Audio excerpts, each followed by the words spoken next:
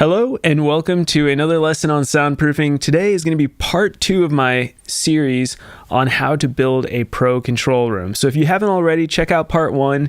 It's going to help you understand sort of what I've built already with the isolation side of the control room. And then today we're going to finish it off with all the acoustics and understanding how the rest of the control room is made. Before I jump in, I do want to let you know that I have a free soundproofing workshop. If you're interested in building your own professional control room, then getting the isolation and the acoustics right is super important. So to check that out, just go to soundproofyourstudio.com/workshop. That's soundproofyourstudio.com/workshop. All right, let's jump into this lesson on how to build a pro control room, part 2. All right, so here is the box of the control room. And so I'm going to actually show you guys real quick what this thing looks like. And I apologize already, this is me using SketchUp, but here's a side cut view inside the control room.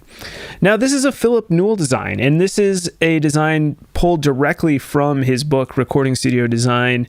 And I learned so much just from building this out, and reading a book is one thing, but actually trying to design it and build it yourself is another.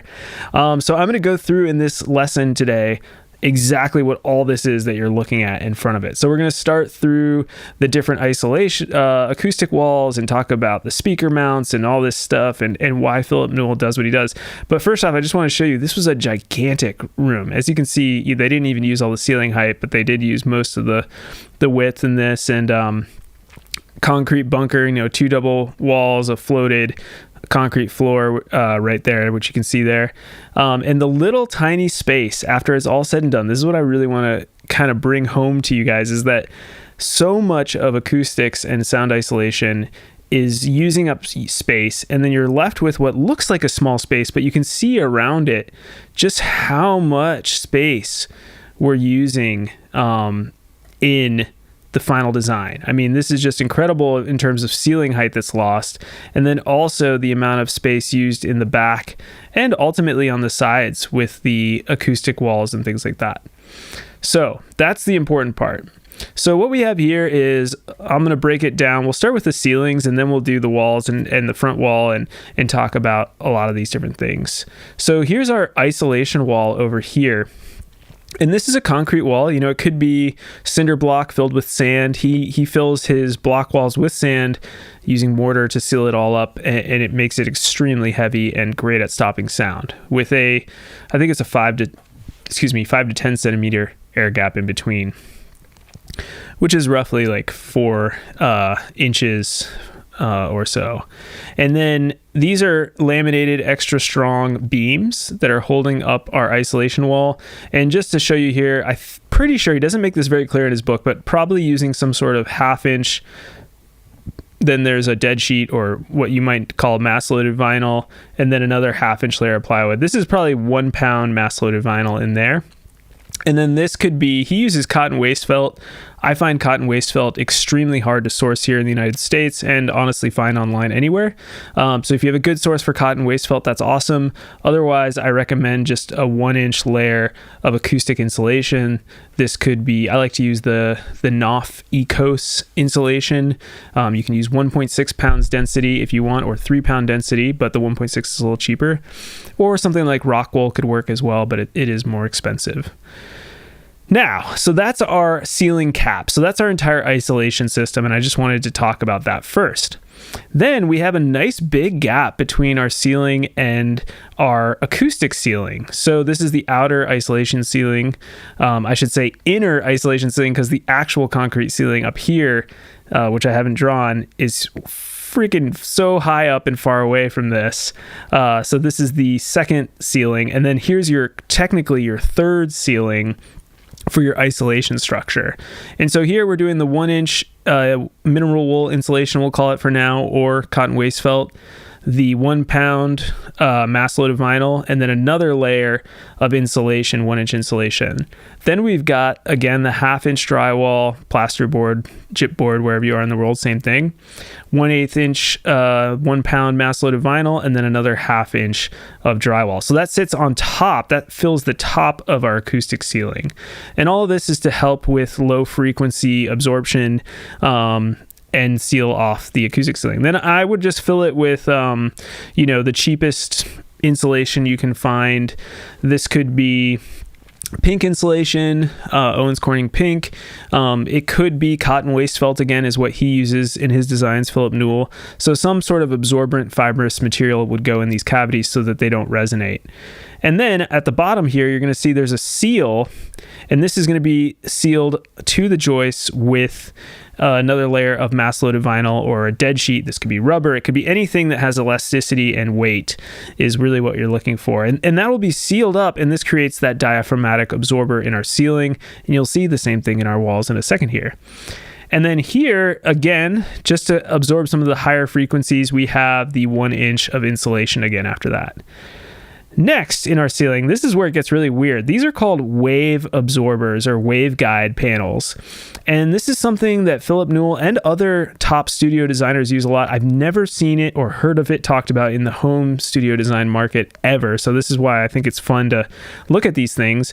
But instead of doing a ceiling cloud that's flat with insulation, Philip Newell and I think a few other designers use what are called waveguides, which essentially is a piece of chipboard or OSB or plywood, whatever's cheapest. And this one is just about a 1/2 inch or so here. Then attached to that, glued to it, is going to be the mass-loaded vinyl again. This could be 1/2 pound mass-loaded vinyl or 1 pound, whatever's cheaper for you on your budget. And then again, on either side, I would put the 1 inch of the Knopf Ecos insulation boards. So the 1 inch would be taking the 2 inch boards and cutting in half. I don't know if they make 1 inch boards, but any sort of 1 inch to 3/4 inch fibrous insulation is good. Again, Philip Newell uses the cotton waste felt. So I love this idea of using reusable materials if you can find them. And it gives you just enough fibrous absorption to do the work that you need on these panels. These are all angled towards our monitor speakers, and we'll talk about the monitors in a second here.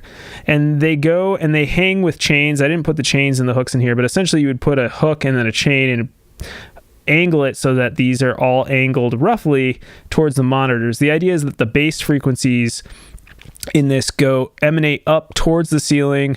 They get kind of broken up by these waveguides, hit all this insulation here, go up, and then bounce back, coming down through it all over again. And the end result is really not much of anything coming back to your ears. So you're hearing just what's coming out of the speakers. And that's the goal of the control room. So that's our ceiling. The last part here, which this is going to be a lightly framed, it could be 1x3s, it could be 2x4s. It doesn't have to support any weight. It's just literally going to hold fabric, and it's going to cover everything. Breathable acoustic fabric like Guilford of Maine here in the United States, or any fabric you can blow through is what's going to line this entire studio. You could put some nice pieces of wood to accent this, make it look a little less like just plain fabric walls, but that's really what you're getting at. And then from the fabric framing, you can install your lights and stuff into the framing of the fabric layer. So this is what's so crazy is that your final ceiling height, this is about 8 feet, and our total ceiling height here from like the floor to the very top of this was about 25 feet. So that just shows you just how much space you lose. They could have, of course, made this taller if they wanted to, but I don't think it was necessary for the budget. It would have just cost a ton of money. So this is kind of the minimum amount of space that Newell decided he needed in order to get all his acoustics in there. Now, let's look at the back area of this as well. So this is, again, a fabric 1x3 panel just holding up fabric in front of this back waveguide panel. And this is really cool. These waveguide panels here, and I'm just going to get rid of some things and kind of get rid of our waves. Okay, great. So now we can sort of see this waveguide panel. Same thing as the ceiling. So built out of the chipboard, the mass-loaded vinyl to help damp the vibration of the wood, and then 2 layers of insulation on either side.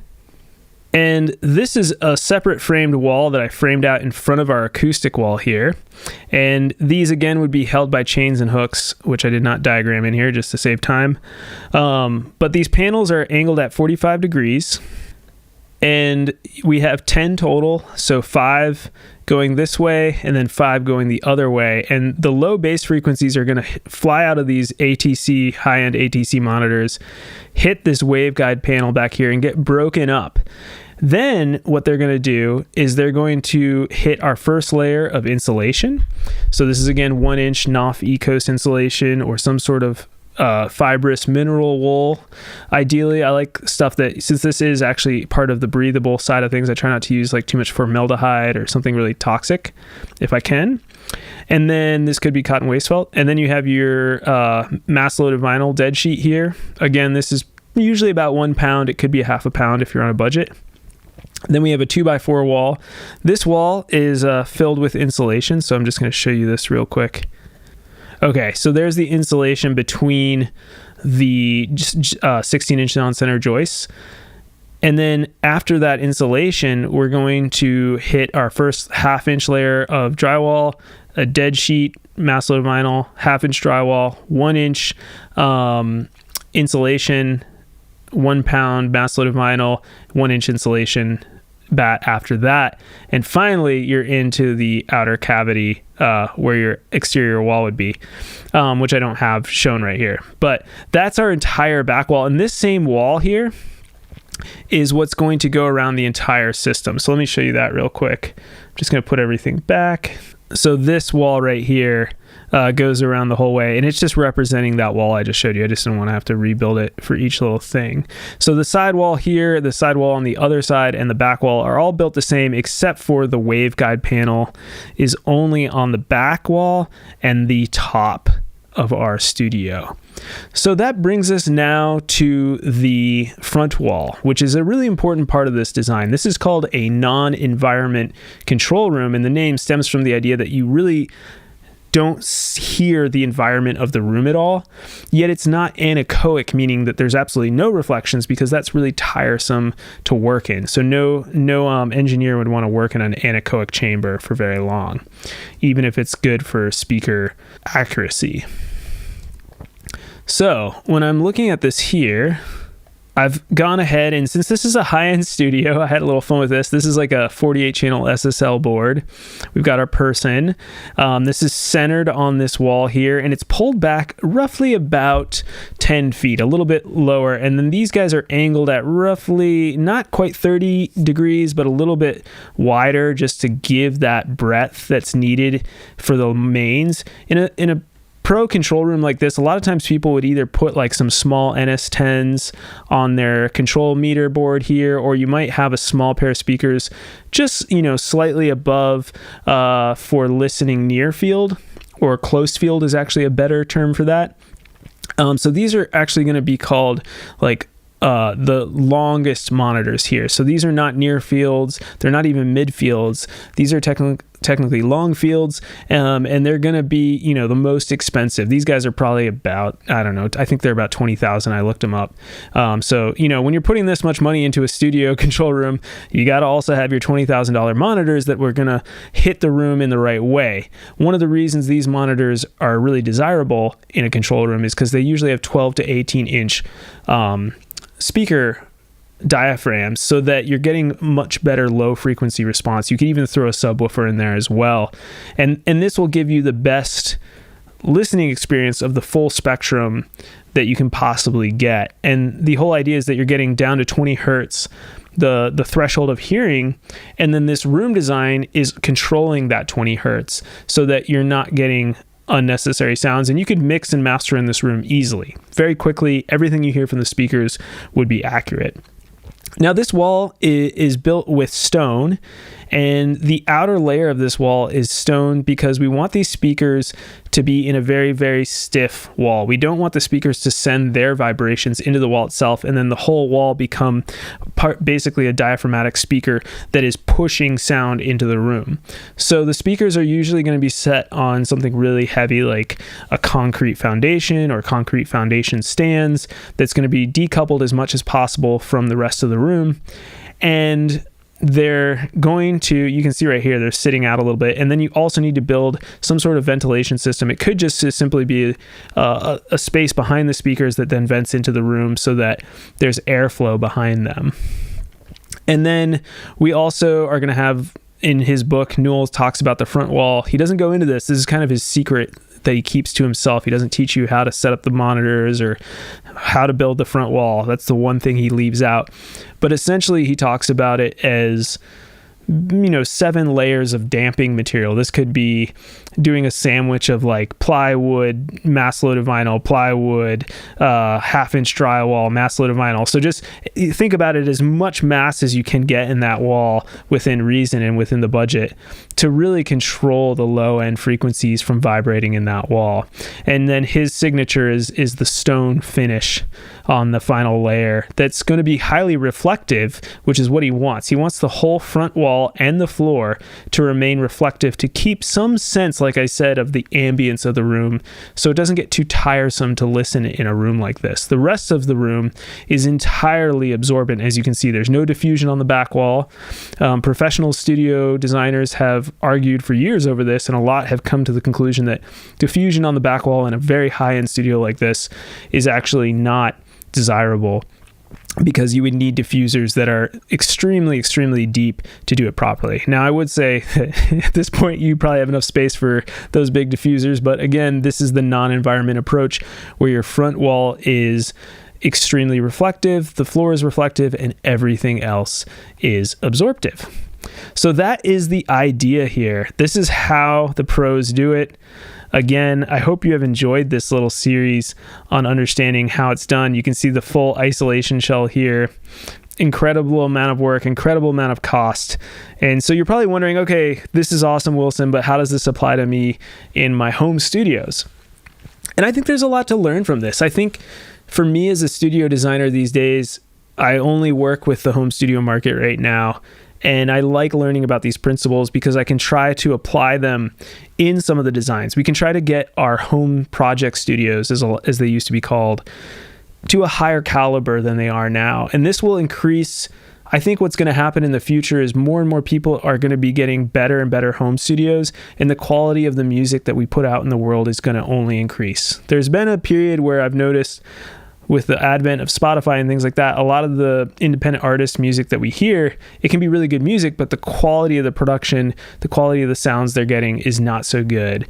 And this also depends on the genre. If you're using just samples, you're never really recording vocals, you can do it all quote unquote in the box, then maybe the quality of your room doesn't matter. But at some point, you're going to want someone who can hear and mix and master a song really well. And why not make it your own room? Why not try to eliminate more and more people down the chain if you can? If we can start to get better and better quality rooms. And the thing that I think is interesting is your recordings will improve, your mixing will improve, your ears will improve. Everything will be easier if you build your rooms from the start with a little bit more ease and understanding of how it all works. So that's kind of what I hope you've learned from this.